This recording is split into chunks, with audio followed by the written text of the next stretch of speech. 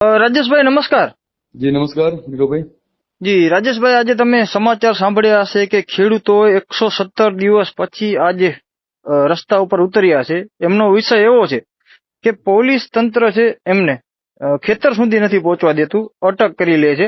એટલે આજે મજબૂરીમાં ખેડૂત 117 દિવસ પછી રોડ ઉપર ઉતર્યો છે અને જે કચ્છને જોડતો મુખ્ય હાઈવે છે ભચાઉ થી સામખિયાળી, એને આજે બંધ કર્યો છે. અને સમજી લો કે ઓછામાં ઓછા 2 કલાક હમણાં એનો સમય થશે. તો હજી સુધી વહીવટી તંત્ર હોય, કલેક્ટર હોય, ચૂંટાયેલા પ્રતિનિધિઓ હોય, એ આ બાબતમાં હમણાં જ મેં ઇન્ટરવ્યુ કર્યું શિવજીભાઈ આહિરનું. તો તમે એક ખેડૂત પુત્ર પણ છો, સાથે ટ્રાન્સપોર્ટર પણ છો, તો આ બધા વિષયને તમે કઈ રીતે જોઈ રહ્યા છો? જી નીરવભાઈ, આજના વિષય ઉપર વાત કરું તો મને હમણાં 2 કલાક પહેલા મારા ડ્રાઈવરોનો કોલ આવેલા. ટ્રાફિકમાં ઉભા રહેલા હતા. મને કે સેઠ, અહીંયા આવી રીતના ખેડૂત આંદોલનના હોવાને કારણે ગાડી અહીંયા બધી લાઈનમાં ઉભી પડ્યું છે અને અમે અહીંયા મોડા પહોંચશું સામે સ્થળે. તો ઈ જાણતા પણ મને આ જાણવા મળેલો ત્યારે ડ્રાઈવરે કીધું ત્યારે. પણ વિષય આ જોવા જાય તો કચ્છ જિલ્લાની અંદર અત્યારે એક વાંઢિયાવાળો પ્રશ્ન ખેડૂતોનું છે, એ ખૂબ ગંભીર પ્રશ્ન છે. તો એના કારણે આજે ખેડૂતોને 197 દિવસ કે એવો કંઈક ખેડૂતો અત્યારે એ વિષયને લગીને એના આંદોલન, ધરણા, જે પણ પ્રકારની જે કાર્યક્રમો કરી રહ્યા છે, એ એક મારી દ્રષ્ટિએ હું જોઉં તો એનો અધિકાર છે, હક છે, માગણી છે. ખેડૂતોને પણ આવી રીતના એનો ક્યાંક ને ક્યાંક અવાજ દબાવવામાં આવી રહ્યો છે પોલીસ પ્રશાસનને સાથે રાખીને ઔદ્યોગિક કંપનીઓ દ્વારા. તો એ બિલકુલ ગેરવ્યાજબી છે, જેના કારણે આજે ખેડૂતો અંતે ન છૂટકે. માણસ કે છે ને, કોઈ પણ ક્યારે પણ રોડ ઉપર ઉતરતો હોય કે આવી રીતના કાયદો હાથમાં ક્યારે લેતો હોય કે જયારે સરકાર સુધીનો અવાજ ન પહોંચ્યો હોય. તો આજે એ લોકો રોડ ઉપર ઉતર્યા છે. તો રોડ ઉપર ઉતર્યા એ બારામાં મારી હમદર્દી છે, એક ટ્રાન્સપોર્ટર હોવાના નાતે અને એક ખેડૂત પુત્ર હોવાના નાતે, કે ભાઈ આજે દેશની અંદર ખેડૂત જ જો પાયમાલ હશે તો દેશ ક્યારે વિકસિત નથી બનવાનું. હું પોતે માનું છું કે દેશને સમૃદ્ધિના રસ્તે લઈ જવું હશે તો ચોક્કસપણે આપણે ખેડૂત સમૃદ્ધ હોવું જોઈએ. તો એ વાતને ધ્યાન લઈને હું પણ મારું સમર્થન ખેડૂતોને આપી રહ્યો છું. અને ટ્રાન્સપોર્ટર વતી પણ થોડીક અમને જે હાલાકી થઈ રહી છે, જે હાઈવે ઉપર ખેડૂતો ઉતર્યા છે, એ હું વધારે પૂરતો સરકારશ્રીને કહું છું કે આ ખેડૂતોનો જે મુદ્દો છે એ તાત્કાલિક ધોરણે એને સોલ્વ કરવામાં આવે, જેના કારણે અમને પણ જે ટ્રાન્સપોર્ટના વ્યવસાયને પણ ક્યાંક ને ક્યાંક આવી રીતના હાઈવે ચક્કાજામ આવતા દિવસોમાં વધુ ને વધુ ખેડૂતો ક્યાંક ને ક્યાંક આવી રીતના હાઈવે બ્રેક ન કરાવે, જેથી અમારે ટ્રાન્સપોર્ટ ધંધાને પણ નુકસાની વેઠવું ન પડે. જી રાજેશભાઈ, તમારા દ્વારા થોડોક સમય પહેલા રસ્તા રોકો આંદોલન કરવામાં આવ્યા હતા રોડ રસ્તાઓના પ્રશ્ન લઈ. તો રાજેશભાઈ, અત્યારે 2 કલાકથી રોડ રસ્તા બંધ છે. હજી તો શિવજીભાઈ દ્વારા જણાવવામાં આવ્યું કે આ આંદોલન કેટલા સુધી હાલે એ અનિશ્ચિત કાળ સુધી છે.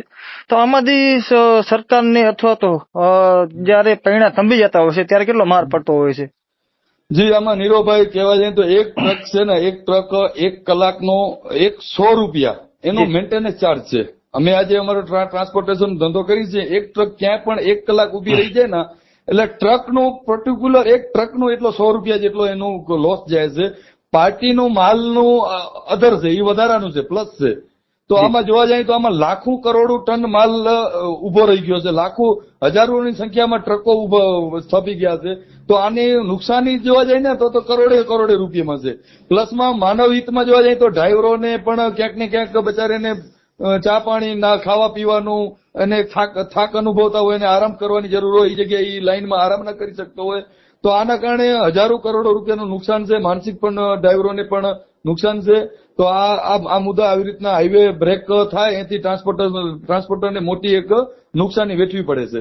જી રાજેશભાઈ, અત્યાર સુધી તમને કેટલા ફોન આવી ગયા હશે 2 કલાકના સમયગાળા દરમિયાન? 2 કલાકની સમયની અંદર મને મારા જે હું ટ્રક ઓનર વેલફેર ફાઉન્ડેશન ચલાવું છું તેના પણ કારોબારી અમારા સભ્યો છે, એના પણ કોલ આવેલા કે ભાઈ આ કેટલું ચાલશે, આ લાંબુ કેટલું ચાલશે, આનાથી આપણે તો ટ્રકો સામે પહોંચતી નથી. ટ્રકો ડ્રાઈવરોના ફોન ઉપર ફોન આવે છે. આનાથી માલમાં જે આપણે લોડિંગ કરવા જવું છે ત્યાંથી પણ ફોન આવે છે. તો ભાઈ આને ઘણા અનેકો મને ટ્રકો અહીંયાથી આપણે કચ્છ જિલ્લા ટ્રક એસોસિએશનના જે લિગ્નાઇટની અમે પરિવહન કરીએ છીએ ત્યાં પણ અમારી ચિઠ્ઠીઓમાં ખાણ ઉપર ગાડી ટાઈમસર નથી પહોંચી શકતી. તો આ હડતાલ આપણું જોવા જઈએ તો નીરવભાઈ, કચ્છ જિલ્લો એક ભારતની સમગ્ર ભારતમાં એક પ્રથમ ક્રમે આવેલો એક ઔદ્યોગિક જિલ્લો છે. તો આ જિલ્લામાંથી હરરોજ દિલ્હીનો લાખો કરોડો ટન પરિવહન થતો હોય, તો આ જિલ્લાનું હાઈવે જો વધારે જો બ્રેક રહી જશે તો દેશના અર્થતંત્રને પણ આમાં નુકસાન થશે અને લાખો કરોડો લોકોનું પણ જીવન ઉપર અસર પડશે, જેથી સરકારશ્રીને પણ આપના માધ્યમથી હું જણાવું છું કે તાત્કાલિક ધોરણે આ ખેડૂતોને જે પણ તમારો વચ્ચે અને ખેડૂતો વચ્ચે જે પણ સમાધાન ફોર્મ્યુલા અપનાવવાની હોય એ તાત્કાલિક ધોરણે અપનાવી લેવો જોઈએ અને આ બધાને જે હાલાકી થઈ રહી છે એ હાલાકીનો અંત આવે. જી, તમારા જે પણ ફાઉન્ડેશન છે અથવા તો જે પણ ગ્રુપથી જોડાયેલા છો અને તમે અગ્રણી છો ટ્રાન્સપોર્ટ ઉદ્યોગના, તો તમારા દ્વારા કોઈ પ્રમુખ હોય કે એમના દ્વારા કલેક્ટરશ્રીને કે કોઈ લોકલ ધારાસભ્યને કે સાંસદને કે કાંઈ આ બાબતમાં રજૂઆત કરવામાં આવેલી 2 કલાક સમયગાળા દરમિયાન? 2 કલાકની અંદર અમે પોલીસ પ્રશાસનનો પણ સંપર્ક કરેલો, પણ પોલીસ પ્રશાસન તમામે બંદોબસ્તમાં અને એના વ્યવસ્થામાં ક્યાંક ને ક્યાંક ટ્રાફિક ખોલી કરાવવાની વ્યવસ્થામાં ક્યાંક વ્યસ્ત હોવાના કારણે અમારો સંપર્ક થયો નથી.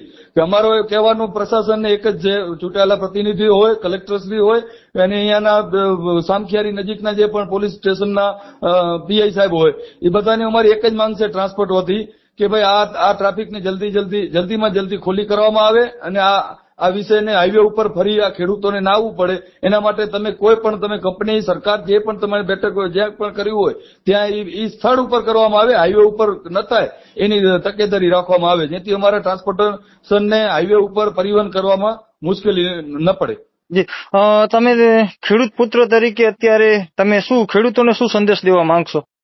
ચોક્કસપણે હું ખેડૂતોને પણ કહીશ કે ભાઈ સમગ્ર કચ્છ જિલ્લાના ટ્રાન્સપોર્ટરો, ટ્રક માલિકો હોય એ બધા આમ તો મૂળ ગોત્ર તો બધાનું ખેતી જ છે.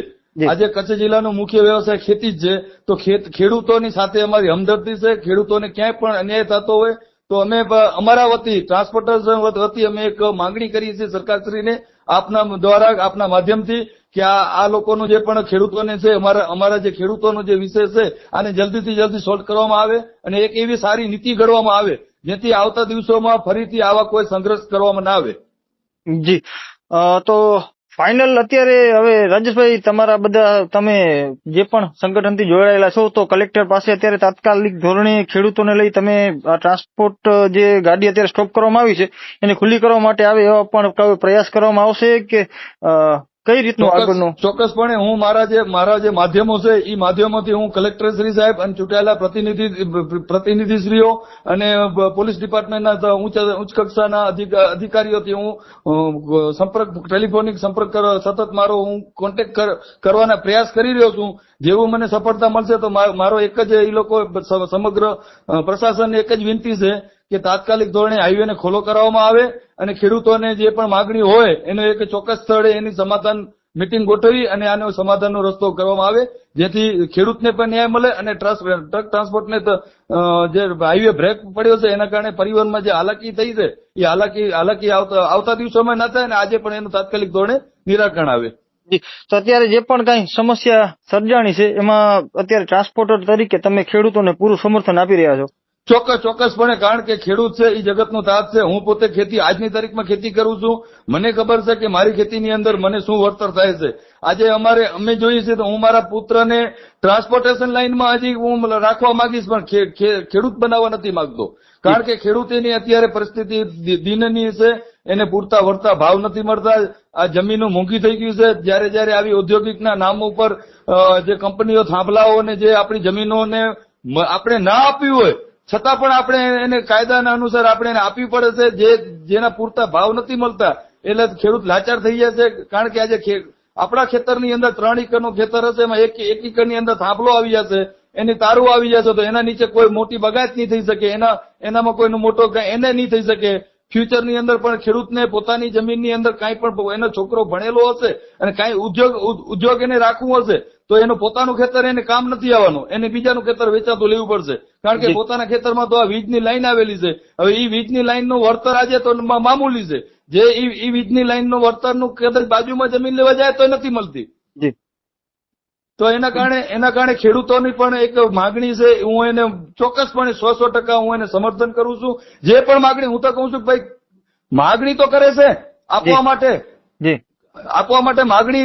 હું તો અમુક જગ્યા તો એવો છે કે ભાઈ આવી રીતના પ્રોજેક્ટ હતા જે આપણે ભૂતકાળની અંદર આપણે જોયેલા છે, કોલકાતાની અંદર, પશ્ચિમ બંગાળની અંદર, ત્યાં ટાટા નેનો વાળા, ત્યાં પણ ખેડૂતોએ આવી રીતના વિરોધ કર્યો હતો તો આખો પ્રોજેક્ટને ટ્રાન્સફર કરવો પડ્યો હતો. ગુજરાતમાં આવ્યા હતા. તો તો અહીંયા ઔદ્યોગિક એકમોનો ને કદાચ આ વીજ લાઈનો ને વીજળી ક્રાંતિ એ ઉદ્યોગ માટે જરૂરી છે, ગુજરાત માટે જરૂરી છે. અમે એના પર વિકાસના આપણે કોઈ વિરોધી નથી. વિકાસ થવું જોઈએ, પણ વિકાસ ખેડૂતોના ભોગે ન થવું જોઈએ. એ વાતને મારો સમર્થન છે. જી આભાર રાજેશભાઈ, આપ જોડાયા બધા. Thank you ji Niravbhai.